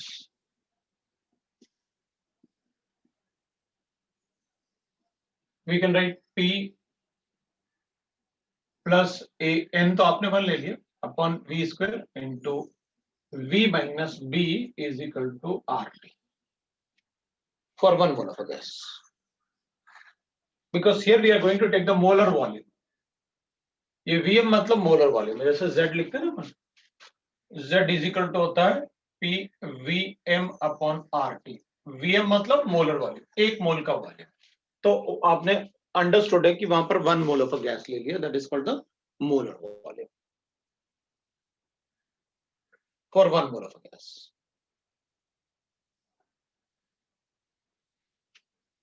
तो this is the equation we have. तो इसके बारे में अपन एक्सप्लेन करते हैं इसको, और उस एक्सप्लेनेशन को अपन चेक करते हैं और फिर उसे कोरिलेट करते हैं with the nature of ideal and the real gases, उसको कोरिलेट करते हैं.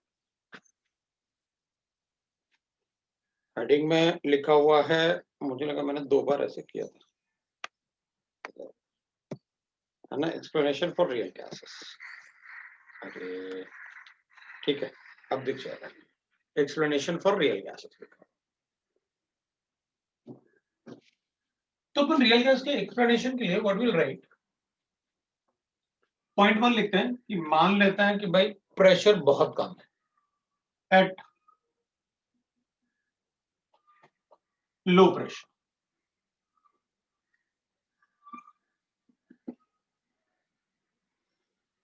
अगर प्रेशर कम होगा, अगर प्रेशर कम होगा इसका मतलब है particles are apart from each other. Low pressure, high pressure होता तो पास आते। तो लो प्रेशर होगा तो particles are apart from each other. If they are apart from each other तो there is no attractive forces among gas particles. मतलब ये जो पार्ट था ना जो अट्रैक्टिव फोर्सेस को एक्सप्लेन करता है, दैट इज जीरो।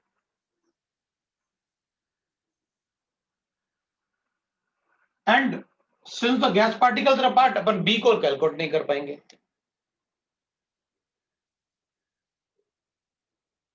एक बात ध्यान रखो, उसको लिख दो आप कहीं भी कि B can only be calculated at high pressure. B can only be calculated at high pressure. Margin से ऊपर लिख लो, कहीं भी एक जगह लिख लो आप, ताकि आपको हमेशा पता रहे। और जब तक हाई प्रेशर की बात नहीं करोगे मैं बी की बात नहीं करूंगा, बी को नेग्लिजिबल रखूंगा।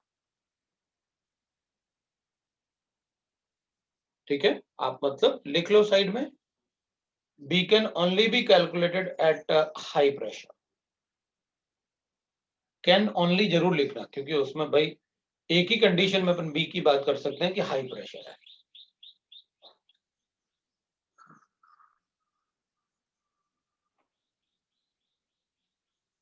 तो अपन यहां पर लिख लेते हैं भाई, क्या लिखे अपन, at low pressure the gas particles are apart. लिखो, the gas particles are apart from each other. The gas particles are apart from each other, so there is no force of attraction among them.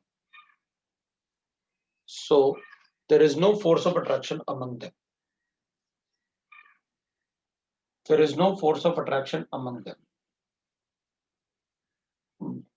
Thus, there is no force of attraction among them. Thus, A upon V square is equal to 0.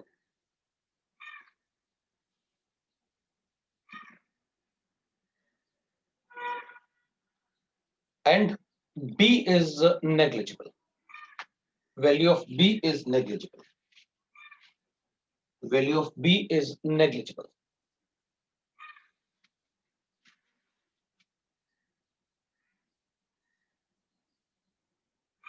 So a real gas equation will behave as, अब देखो ये 0 हो गया और ये सिर्फ high pressure पे ही calculate कर सकते हैं, मतलब ये भी नेग्लिजिबल 0 हो गया। तो बचा क्या अपने पास,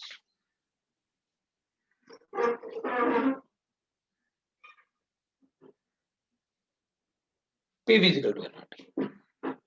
मतलब लो प्रेशर अगर लिखा हुआ है तो gas will behave as a ideal gas.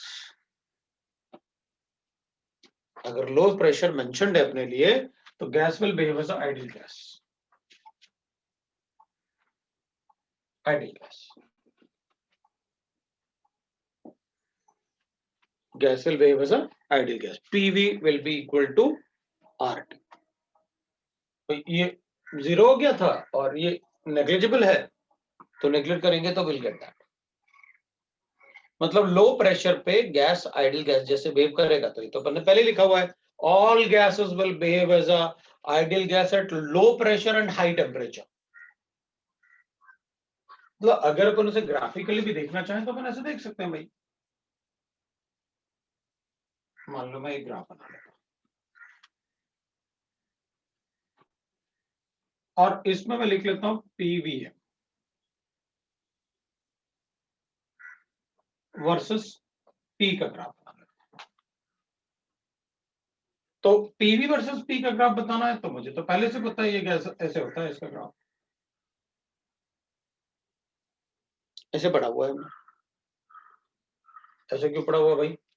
Boyle's law का ग्राफ होता ना, बॉयल्स लॉ पढ़ रखा ना भाई? बॉयल्स लॉ में क्या किया था? स्ट्रेट लाइन ही तो लिखा था आपने, और eight constant pressure, at constant temperature.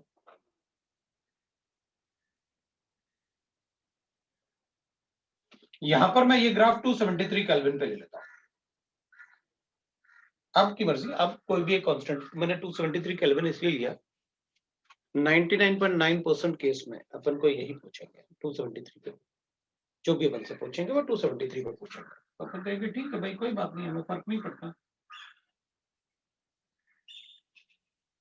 ये अपन को स्ट्रेट लाइन तो पहले भी पढ़ा हुआ है अपन ने, बॉयल्स लॉ में बनाया तो नहीं कैसे ग्राफ, और बॉयल्स लॉ में आपने बताया था ऐसे पीवी, ऐसे पीवी, पी और वी,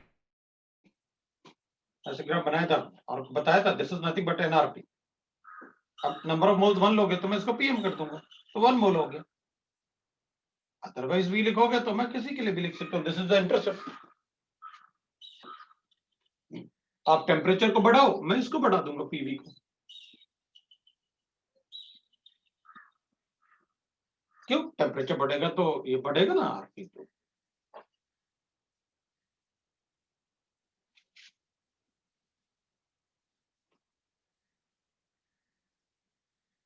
पता है ना अपन को पहले से ही, तो ये अपन को पहले से पता है।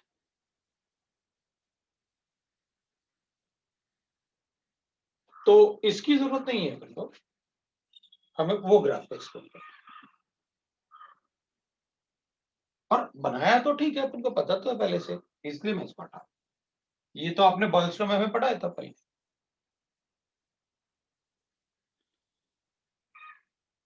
और अगर लो प्रेशर है, मतलब यहाँ पर ये 0 है, इसके लो प्रेशर के आसपास सभी गैसेस आइडियल गैस जैसे बिहेव करते हैं। PVM is equal to RT, मतलब Z का वैल्यू 1, तो इसको Z भी लिख सकते हैं फिर तो अपन PV को, बिकॉज अगर ये दोनों बराबर है, PV upon RT is Z ना, तो अपन इसको Z भी लिख सकते हैं, मैं Z भी लिख सकता हूँ। और Z लिखूंगा तो कहूंगा भाई अगर ये दोनों बराबर है तो Z का वैल्यू 1 होगा, तो यहाँ पर बराबर है कर लेता है, तो Z का value 1, Z is equal to 1 for that straight line।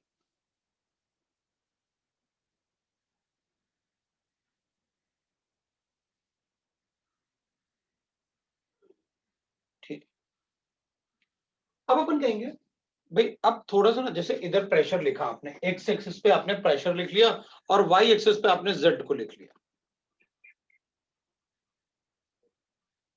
तो अपन कहेंगे चलो भाई ठीक है, दूसरा पार्ट देखते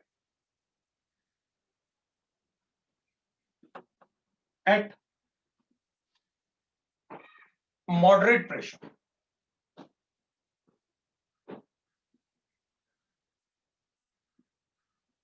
अपन मॉडरेट प्रेशर की बात करेंगे भाई, मैं धीरे धीरे ना प्रेशर को बढ़ाना चाहता हूँ और देखना चाहता हूँ क्या फर्क क्या पड़ रहा है इसमें ग्राफ में। भाई ये तो अपन ने पढ़ा ही हुआ था आइडियल गैस में, आइडियल गैस इक्वेशन पढ़ा ना अपन ने, पहले अपन ने लॉज ऑफ आइडियल गैस पढ़ा, वहां बॉयल्स लॉ को पढ़ा था अपन ने, तो वहां अंडरस्टूड था ना कि भाई लो प्रेशर और हाई टेम्परेचर है, because all gases behave as a ideal gas at low pressure and high temperature. अब अपन यहाँ पर प्रेशर को बढ़ा रहे हैं, तो अगर अपन प्रेशर को बढ़ाएंगे तो चलो देखते हैं क्या होगा। आप प्रेशर को बढ़ाओगे, पार्टिकल पास आएंगे, वे पहले दूर थे, आप प्रेशर को बढ़ाओगे पार्टिकल पास आएंगे, पास आएंगे तो उनमें अट्रैक्शन बढ़ेगा, अट्रैक्टिव फोर्सेस बढ़ेंगे तो ऑब्वियस ही बात है, फिर तो A/V² को मुझे कंसिडर करना होगा भाई, that signifies the attractive forces among the particles। तो अगर गैसेस के बीच में अट्रैक्शन बढ़ेगा तो मुझे उसको कंसिडर करना होगा, but B is negligible, because आपने बताया B की बात हम तभी कर पाएंगे when the pressure is very high. तो अपन लिखेंगे ठीक है भाई, eight moderate pressure the particles comes close to each other. The particles comes close to each other.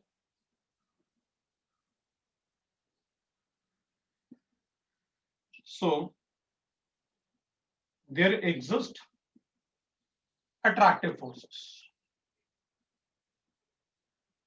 among them.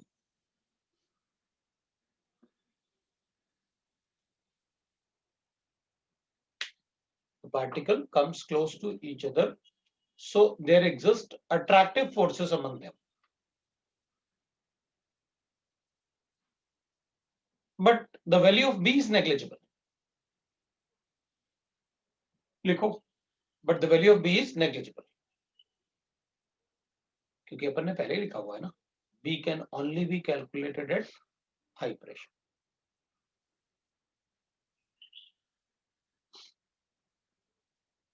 तो अपन क्या करेंगे? Then equation, real gas equation behave as value of B is negligible. Thus, real gas equation behave as. Does real gas equation behave as? Does real gas equation behave as? चलो देखते हैं कैसे behave करेगा real gas equation. तो P अपने पास given A upon B square को अपन को कंसीडर करना है. V माइनस B, B तो नेग्लिजिबल है इसलिए अपन ऐसे V लिखेंगे. तो नेग्लेक्ट करना है. B को इज इक्वल टू R. तो मैं इसको ऐसे लिख सकता हूं, PV plus A upon V is equal to R. So I can write that PV will be equal to RT minus A upon V. ये लिख सकता हूं. अगर मैं दोनों तरफ RT से डिवाइड करूं, dividing by RT on both side, by RT on both side, क्या लिख सकता हूं मैं? PV upon RT will be equal to 1 minus A upon RTV. So I can write that Z will be equal to 1 minus A upon RTV. ये लिख सकता हूं.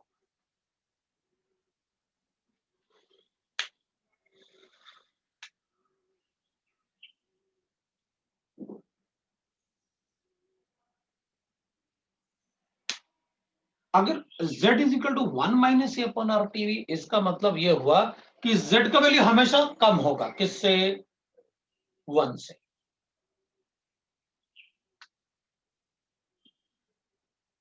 Z is less than 1 at moderate pressure.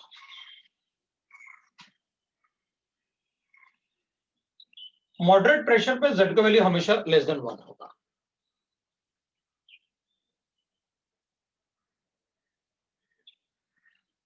And जो attractive forces है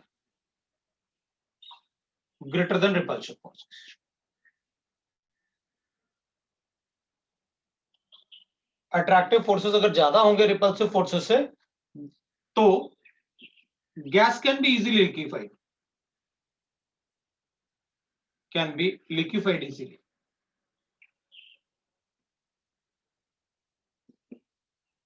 मैं उस equation को इससे मैं एक्सप्लेन कर सकता हूं. उस इक्वेशन को कैसे? भाई ये पीवी है, पीवीएम होगा ना 1 मोल के लिए, अपन ने ये 1 मोल के लिए तो लिखा हुआ है. तो मैं इसको ऐसे लिख लेता हूं,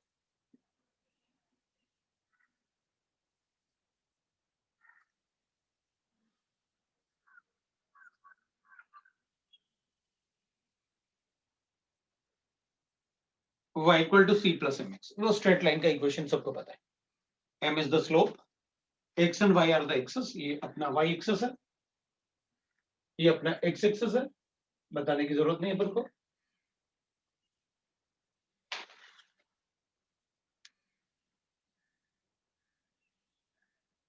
और स्लोप अपने पास क्या आ रहा है? नेगेटिव आ रहा है. मतलब जो x एक्सेस है इधर ना, ये 1/v अपन ऐसे कर लेता है. मैं P को लिख सकता हूं, ये जो P है ना, P is inversely proportional to 1/V, मतलब मैं इसको 1/V कर सकता हूं। अगर मैं प्रेशर को बढ़ाऊंगा तो वॉल्यूम छोटा होगा। आप प्रेशर बढ़ा रहे ना एक्स एक्सिस पे, ये P ले रखा है ना आपने, तो प्रेशर बढ़ाने के लिए मुझे वॉल्यूम छोटा करना होगा। अगर ये वैल्यू डिक्रीज होगी,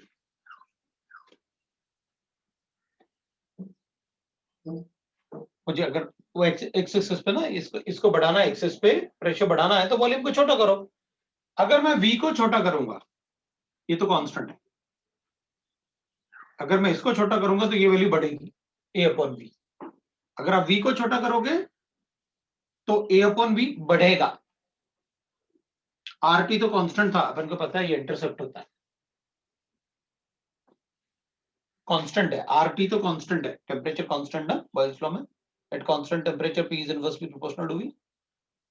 तो ये तो कांस्टेंट है, अगर मैं प्रेशर को बढ़ाना है तो V को छोटा करना है। V को छोटा करोगे तो ये वैल्यू बढ़ेगी, ये वैल्यू बढ़ेगी तो ये वैल्यू डिक्रीज होगी, क्योंकि ये तो कांस्टेंट था,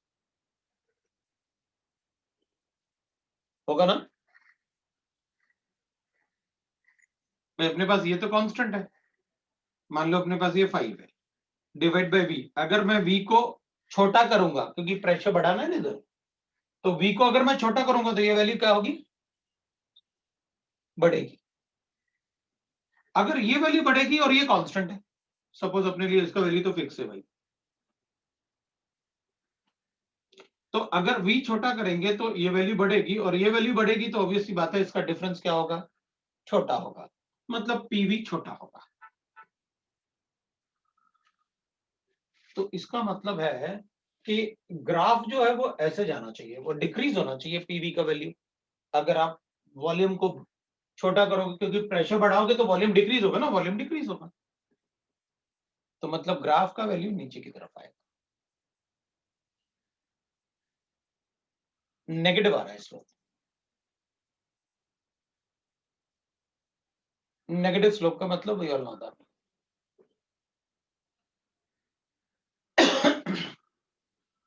मतलब अट्रैक्टिव फोर्सेस, अगर z का वैल्यू लेस देन 1 है तो अट्रैक्टिव फोर्सेस ज्यादा डोमिनेट करते हैं रिपल्सिव फोर्सेस से, और अगर फोर्स ऑफ अट्रैक्शन ज्यादा होगा तो गैस को अपन इजीली लिक्विफाई कर सकते हैं। ठीक है, ठीक है भाई, प्रेशर थोड़ा और बढ़ाते हैं एट हाई प्रेशर।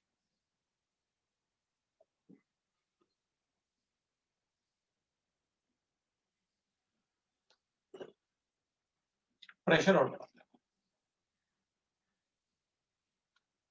ठीक है।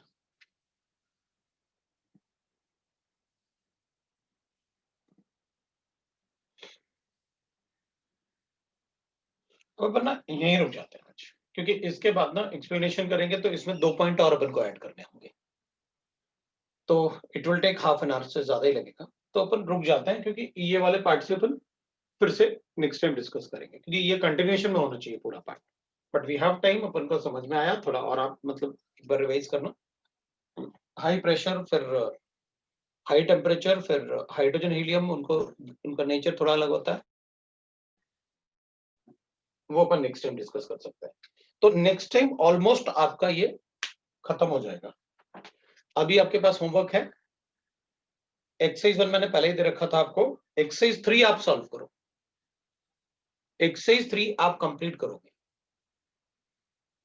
ये आपका होमवर्क ऑफ आइडियल गैस।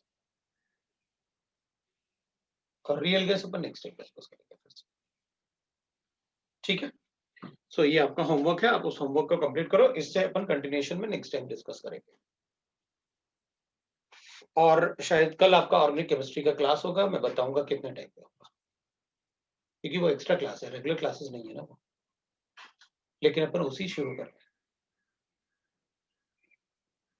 ठीक है। कल तुम लोग का स्कूल है क्या?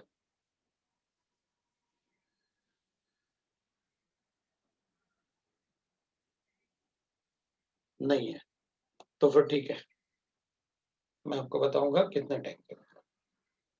हाँ नहीं, बाकी बच्चे और भी है ना, अपना जैन वाला तो अभी शुरू नहीं हुआ ना, लेकिन बाकी बच्चों से भी पूछना होता है ना, जो और भी बच्चे है ना।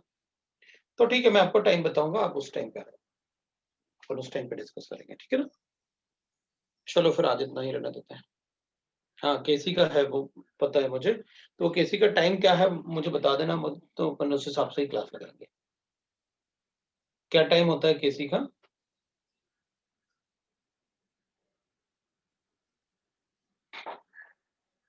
टाइमिंग क्या होता है?